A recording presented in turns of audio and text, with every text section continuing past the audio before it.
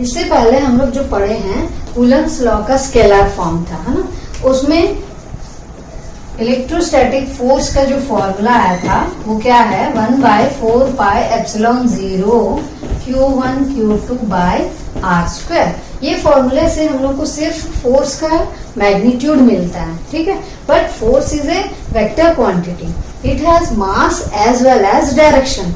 सो इसलिए हम लोग देखेंगे कि इसका वेक्टर फॉर्म क्या है। तो देखिए आप लोग 11th में वेक्टर्स के बारे में कुछ पढ़ चुके हो, तो उसी में जो यहाँ पर यूज होने वाले हैं उनको मैं बता देती हूँ थोड़ा सा। क्या है देखें, सपोज ये एक वेक्टर है ए बी जो ए से डिनोट हो रहा है, ठीक है। तो इस वेक्टर को हम लोग कैसे रिप्रेजेंट करते हैं, ये वेक्टर आप लोग को मालूम है वेक्टर के लिए दो चीज होना चाहिए, मैग्नीट्यूड और डायरेक्शन दोनों, ठीक है। तो ये हो गया मैग्नीट्यूड, और अगर ऊपर कैप लगा दिए तो ये रिप्रेजेंट करता है उस वेक्टर का डायरेक्शन, इसको बोलते हैं यूनिट वेक्टर, ठीक है। अब यूनिट वेक्टर का यहाँ से हम लोग फॉर्मूला निकाल के रख लेते हैं क्योंकि आगे यूज होने वाला है। ए कैप, तो इसको इधर ट्रांसफर कर दिए तो आपको क्या मिलेगा, vector A divide bye modulus A means magnitude ए। अब देखिए एक और चीज यहाँ और जान लीजिए कि जो वेक्टर ए है, मॉड्यूलस ए है, मतलब इसका मैग्नीट्यूड को लिखने का एक और तरीका है, सिंपली ए बस लिखें अगर, मतलब इसके ऊपर कोई एरो नहीं है, कोई कैप नहीं है, सिर्फ ए अगर लिखा है, ये भी क्या बताता है, मैग्नीट्यूड ए। तो A cap equals to vector A divide by A, ठीक है, इसको याद रखेंगे। दूसरा देखिए हम लोग को जानना है कि पोजीशन वेक्टर क्या होता है। देखिए ये suppose x axis y axis कोई पॉइंट पी है, ठीक है। तो इसका पोजीशन वेक्टर जानने के लिए क्या करना रहता है, ओरिजिन से उस पॉइंट पी को ज्वाइन कर दिए, ठीक है। सपोज ये ए से रिप्रेजेंट हो रहा है, तो ये जो ओपी है, ठीक है, ये क्या है, ओपी, ये क्या बताता है, इस पी पॉइंट का पोजीशन वेक्टर। यहाँ पर ओपी जो लेंथ है वो इसका मैग्नीट्यूड है, ठीक है, और ओ से पी के तरफ इसका डायरेक्शन है। तो ये हो गया position vector of p. Third, ये भी जानना है,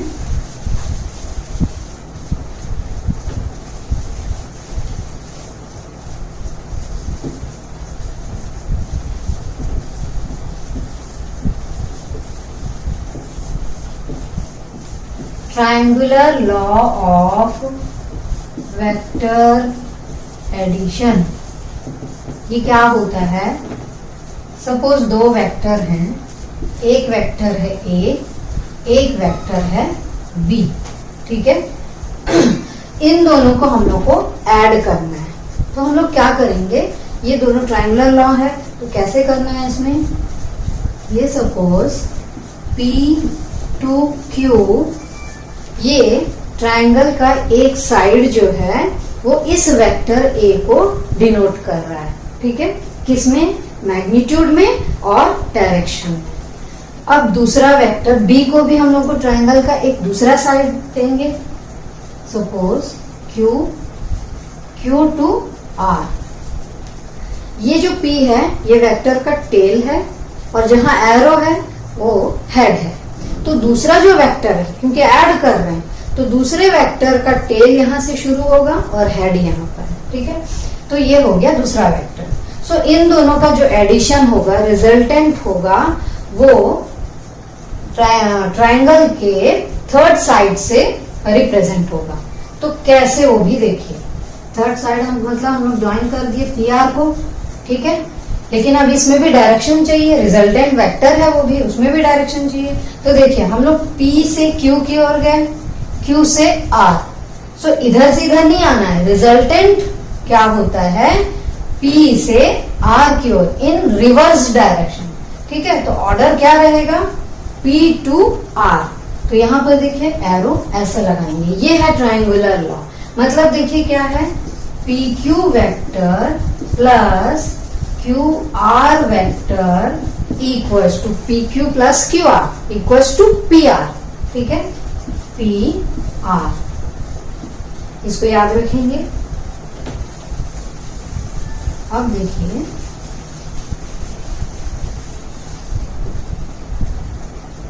दो पॉइंट चार्जेस हैं Q1 एंड Q2, इनके बीच का डिस्टेंस ले लेते हैं R।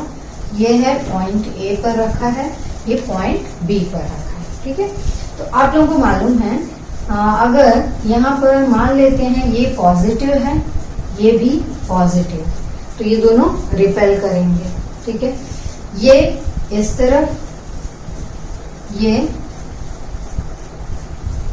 इस तरफ होगा। अब देखिए Q1 Q2 पर फोर्स लगाकर उसको उधर पुश कर दे रहा है, ठीक है। तो फोर्स ऑन Q2, ठीक है, force on Q2 by Q1, इस चीज को बड़ा ध्यान से देखेंगे। फोर्स किस पर लग रहा है? Q2 पर। कौन लगा रहा है? Q1, और उसको उधर पुश कर दे रहा है, ठीक है। तो फोर्स ऑन Q2, पहले ऑन वाला लिखेंगे, ऑन Q2 बाय Q1। तो फोर्स को लिखते हैं F से, ऑन पहले लिखेंगे और ये बाद में, ठीक है। तो इस तरफ Q1 पर Q2 फोर्स एक्सर्ट कर रहा है, ठीक है। तो यहां पर कैसे लिखेंगे? Force on Q1 bye Q2, वो क्या हो जाएगा?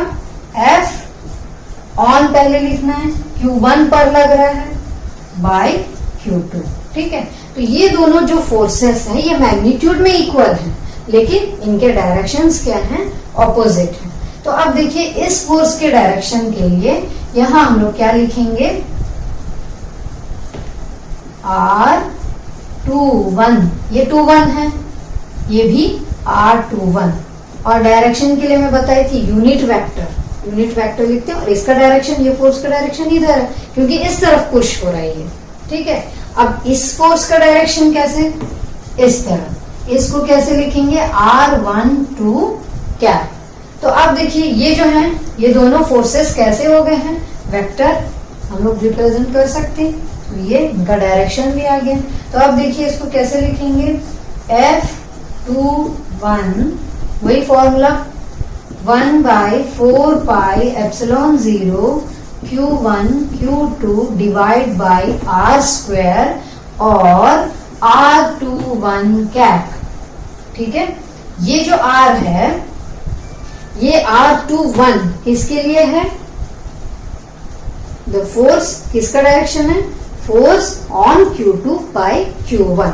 तो अब देखिए यही चीज जब हम इस फोर्स के लिए लिखेंगे फॉर्मूला, तब क्या हो जाएगा? 1/4πε0 Q1 Q2 डिवाइड बाई, यहाँ क्या हो जाएगा? R12 स्क्वायर, R² जो रहता है, अब ये दोनों अलग अलग हो गए, और यहाँ कैप क्या रहेगा?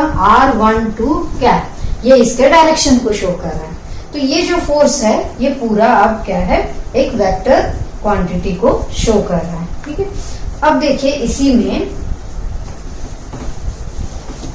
ध्यान दीजिए, अब सपोज ये नेगेटिव है, ये भी नेगेटिव है, ठीक है, तो भी आपका डायग्राम जो है ऐसा ही बनेगा, ये भी रिपेल होगा, ठीक है। ये अगेन A B है, ये Q1 है, ये Q2 है, सेम फोर्स F21 है ना, ये नेगेटिव है, बट डायग्राम देखिए ऐसे ही बनेगा इसका। ये हो गया F12 R21 R12 सब वैसे। तो इसमें देखिए क्या है, ये फिगर किसके लिए है? Q1 Q2 is greater than 0। अब ये कैसे आया? ध्यान दीजिए, फर्स्ट केस में हम लोग क्या लिए थे?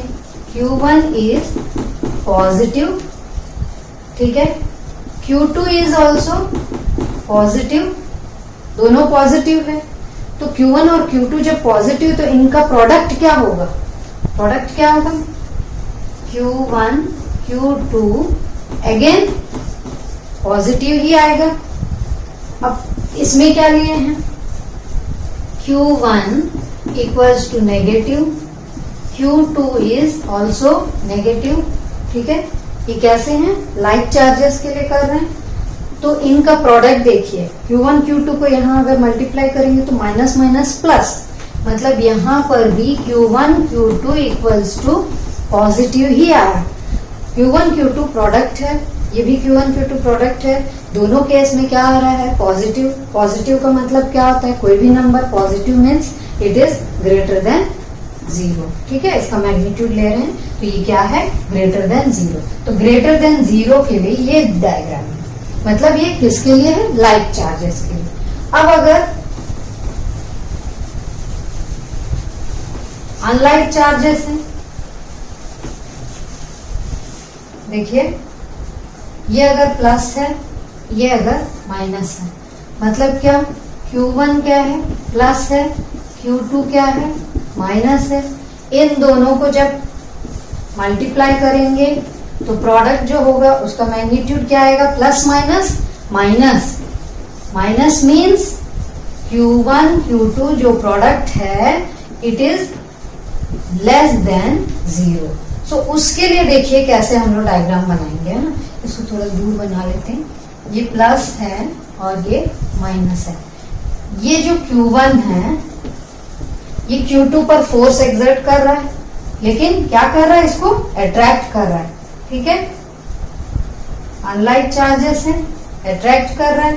ठीक है, Q1 किस पर लगा रहा है, Q2 पर, तो ये फोर्स कौन सा हो जाएगा, on Q2 by Q1। Again ये हो जाएगा F21। अब इस पर Q2 लगा रहा है, इसको इधर खींच रहा है। ठीक है, ये इसको जब इधर पुल करेगा तो क्या फोर्स लगेगा, F12।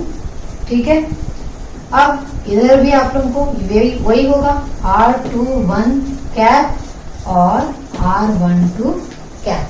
ठीक है, तो जब ये अनलाइक चार्जेस हैं तो आप लोगों को ये आपको फिगर बनाना है। अब इसी चीज को हम लोग देखेंगे पोजीशन वेक्टर में। कूलम्स लॉ जो है उसको पोजीशन वेक्टर में कैसे देखेंगे। ये सपोज 3 डायमेंशनल है, यहाँ क्या होगा, x, this is y, this is z। ठीक है, दिस इज पोजीशन। यहाँ पर ये पॉइंट है A और वहां क्या रखा है, Q1। यहाँ है पॉइंट B और यहाँ क्या रखा है, Q2। ठीक है, तो अब इनको देखिए, जब इनका पोजीशन वेक्टर चाहिए तो मैं पहले भी बताई क्या करना पड़ेगा, इसको ओरिजिन से ज्वाइन करना पड़ेगा। B को भी हम लोग को क्या करना है, ओरिजिन से ज्वाइन करना पड़ेगा। ठीक है, स्ट्रेट होना चाहिए। अब ये OA है, सपोज ये R1 से रिप्रेजेंट हो रहा है, ये OB है। ठीक है, ये किससे रिप्रेजेंट हो रहा है, R2 से। अब यहां पर ये फोर्स मालूम है, ये इस डायरेक्शन में, ये फोर्स इस डायरेक्शन में, ये दोनों क्या ले रहे हैं हम लोग, प्लस जब ले रहे हैं। ठीक है, आप लोगों को अभी मैं बताई थी ये फोर्स जो है ऑन Q2 बाय Q1, तो ऑन पहले लेना है, मतलब F21, 2 पर लग रहा है। ठीक है, 1 लगा रहा है। ये वाला फोर्स क्या होगा, F12। यहां पर ये वाला फोर्स जो है इसका डायरेक्शन A to B जो है वो क्या है, R21 कैप और इधर R12 कैप। ठीक है, इसमें देखिए ट्रायंगुलर लॉ लगाएंगे। कैसे, यहां से शुरू करते हैं, उसमें भी बताई थी कि वेक्टर का टेल से शुरू करेंगे, उसके हेड तक जाएंगे, दूसरे वेक्टर का टेल यहीं पे है, ए बी जो वेक्टर है, ठीक है, ए बी ये वेक्टर है, ये वेक्टर ए बी है, तो ए से बी तक जाएंगे, लेकिन उनका रिजल्टेंट इस ऑर्डर में नहीं होगा, कहां से कहां होगा, ओ बी होगा। तो ध्यान दीजिए कैसे लिखेंगे, O A plus A B equals to O B, ठीक है। इसमें वैल्यू रखेंगे, ओ ए क्या है, R1, यहाँ ए बी जो वेक्टर है वो R21 जो यूनिट वेक्टर है, ठीक है, यूनिट वेक्टर यानी वो डायरेक्शन बता रहा है, लेकिन जो R21 है ये जो वेक्टर है ये डिस्प्लेसमेंट वेक्टर है, ठीक है। तो जैसे हम लोग डिस्टेंस लेते हैं, इन दोनों के बीच में जो R लिए थे अभी तक डिस्टेंस, वो क्या है, स्केलर है। डिस्टेंस में हम लोग को सिर्फ मास रहता है ना, उसमें डायरेक्शन की जरूरत नहीं है, लेकिन ये क्या है, डिस्प्लेसमेंट वेक्टर है। तो ए टू बी जो है यहाँ पर हम लिखेंगे R21 that is equals to O B, O से बी कितना है, R2, ये क्लियर हो गया। ओ ए प्लस ए बी, ओ ए यानी R1, ए बी के जगह हम लोग ये लेंगे वेक्टर R21 और ओ बी मिलेगा रिजल्टेंट, BO नहीं लिखना है, ओ बी होगा, तो ओ बी तो R2 है। तो यहां से वैल्यू निकाल लेंगे किसका, R21 का, इक्वल्स टू R1 को उधर ट्रांसफर करेंगे, R2 माइनस R1, ठीक है। ये वैल्यू बाद में पुटअप करेंगे, इसलिए इसको याद रखेंगे। अब देखिए फोर्स जो हम लोग लिखे थे F21 equals to 4 pi epsilon 0 Q1 Q2 divide by R21 square और R21 कैप। तो मैं शुरू में ही जो पॉइंट्स बताई थी आप लोगों को कि जो ये A सिंपल A लिखेंगे तो ये मैग्नीट्यूड है, और मैग्नीट्यूड को लिखने का एक और तरीका ये है, अगर यहाँ पर A स्क्वायर होता तो हम लोग कैसे लिखते, इसका स्क्वायर कर देते। वैसे ही यहाँ हम लोग को देखिए R21, A के जगह R21, तो उसको कैसे लिखेंगे, R21 वेक्टर का मॉड, ठीक है, ये मॉड्यूलस मैग्नीट्यूड, ये दोनों एक ही चीज को बता रहे हैं, जैसे मैं पहले ही बताई, यहाँ ध्यान दीजिए, है ना।